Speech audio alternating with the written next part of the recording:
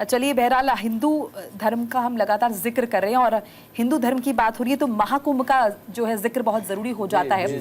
अगले साल महाकुंभ होना है, तो मैं पहले स्वामी उमेश जी से जानना चाहूँगी किस तरह से महाकुंभ को देख रहे हैं, ये कितना बड़ा कंट्रीब्यूशन है सनातन धर्म में। हर हर महादेव। महाकुंभ पर्व हमारा मकर संक्रांति 14 जनवरी से प्रारंभ होगा और पूरे 1 माह तक प्रयागराज में सभी साधु संत योगी जन भक्त जनों के बीच में होगा। और यह कार्यक्रम विश्व का सबसे बृहद कार्यक्रम है। इसमें एक साथ इस धरती पर अभी तक इतनी बड़ी संख्या में लोग इकट्ठे नहीं हुए, वह आपको देखने को मिलेगा। और कितनी शांतिपूर्वक होगा, जहां 10-20 हजार लोग इकट्ठा हो जाते हैं वहां लोगों को व्यवस्था करने में बड़ा मुश्किल हो जाता है। आप वहां करोड़ों लोग आएंगे और आप देखिएगा कितनी शांति और सौहार्दता से वो जो है संपन्न होगा। यही सनातन धर्म का संदेश है कि सनातन धर्म में प्राकृतिक व्यवस्था है, दैवीय व्यवस्था है। तो हम सबको आमंत्रित करते हैं। पूरे विश्व में हम लोग कार्यक्रम चला रहे हैं इस कुंभ को लेकर के, और 1 हफ्ते बाद वहाँ पर सब निर्माण शुरू होने वाला है। और हम लोग बड़े उत्साहित हैं कि कार्यक्रम जो है महाकुंभ का 12 वर्षों बाद यह पवित्र समय आया हुआ है कि पुनः हम लोग महाकुंभ में सब साथ मिल कर के जय जयकार करेंगे। तो महाकुंभ तो अद्वितीय है।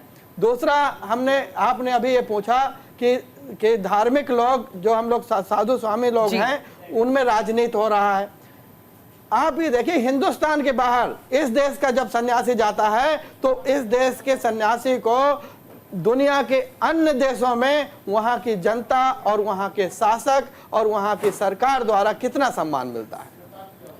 इस देश में साधु सन्यासियों के ऊपर जो राजनीति इसलिए हो रही है, पहले ऐसे क्यों नहीं होता था? पहले एक छोटा चोर एक बड़ा चोर आपस में लड़ते थे, वो कहीं ना कहीं एक दूसरे को हराते जिताते रहते थे। एक कभी छोटा चोर जीत गया वो बड़ा हो गया, कोई बड़ा चोर जीत गया वो छोटा हो गया, ऐसे होता रहता था। अभी साधु सन्यासियों के बीच में आने से छोटे बड़े दोनों चोर परेशानी में हैं, क्योंकि उनकी जोड़ी मिल नहीं रही इस ईमानदार व्यक्ति के साथ में। सन्यासी को तो चोरी करने का मतलब ही नहीं, सन्यासी मतलब साधु, साधु मतलब वसुधैव कुटुंबकम, सब मेरा है सब तेरा है।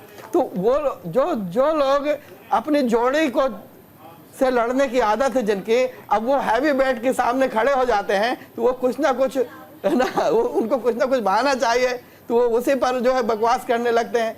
ऐसा होने वाला नहीं है। इस देश की जनता जान गई है, इस देश की जनता को पूरा पता चल गया है कि इस देश को आगे बढ़ाने वाला कौन है। और इसका प्रमाण उत्तर प्रदेश है। उत्तर प्रदेश में पिछले 10 वर्षों में जहां से जहां आज खड़ा हुआ है, यह पूरा देश चाहता है कि उत्तर प्रदेश की तरह भारत का हर कोना कोना, इस देश का हर प्रदेश विकसित हो। इसलिए अब पूरा उसकी तैयारी है। और आने वाले 5-10 सालों में आप ये देखेंगे कि इस देश में उत्तर प्रदेश ही नहीं पूरे भारत का विकास होगा। और निश्चित रूप से हम जो है इसको विकसित राष्ट्र बनाने से कोई रोक नहीं सकता, हम विकसित बना के रहेंगे। और श्री कृष्ण जन्मभूमि का मामला ही नहीं, इस देश के सभी ऐसे मामले जो इस देश की प्रगति को रोकते हैं उनको निपटा के रहेंगे। जी, स्वामी ब्रह्मानंद सरस्वती जी, आपके अकॉर्डिंग क्या सिग्निफिकेंस है महाकुंभ का सनातन धर्म में? Well, Mahakumbh, I think, is the most amazing gathering that happens anywhere on this planet. The number of people that come and for the purpose they come. I haven't seen or heard or read about anything like that. So I think it's unique. It's divine. I invite everyone who's listening to this program that, if you want to raise your consciousness, if you want to experience what life really is about, then you should come to Mahakumbh. Om Namah Shivaya. Shri Rajeshwar जी, महाकुंभ दुनिया जानती है, पूरे विश्व का सबसे बड़ा largest gathering, that is called Mahakumbh.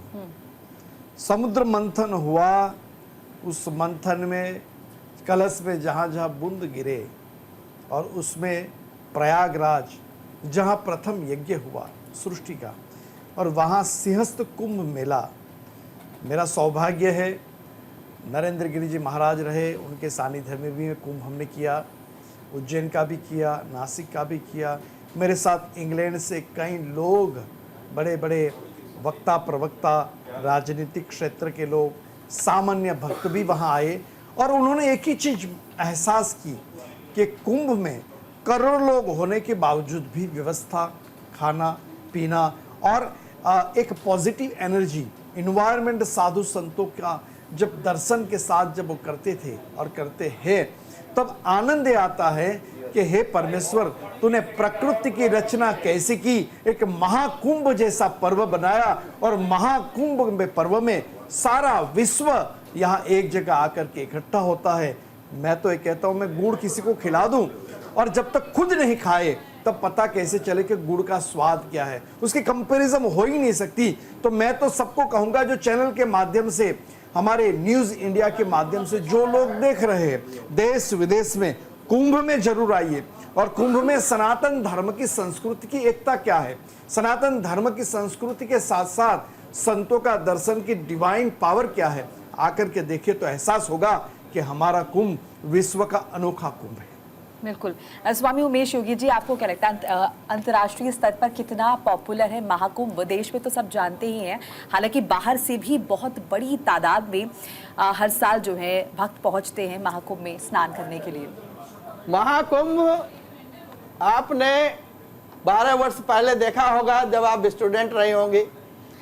अभी जो ये महाकुंभ आ रहा है, पहले तो अभी आपने पिछला 2021 वाला कुंभ देखा होगा, हरिद्वार वाला, कितना बड़ा महोत्सव था, कितना अच्छा वातावरण था। लेकिन यह जो प्रयागराज का कुंभ है, यह इन सभी कुंभ पर्वों से भी अद्वितीय है। और इस कुंभ पर्व में अभी से लोगों ने अपने बुकिंग शुरू कर दी है, लोगों ने अपने प्लान्स बना लिए हैं, और मुझे कम से कम सैकड़ों ऑस्ट्रेलिया और यूरोप के लोगों ने ये संदेश भेजे हैं व्हाट्सएप के द्वारा, ईमेल के द्वारा, कि स्वामी जी हम किस तारीख को आएँ।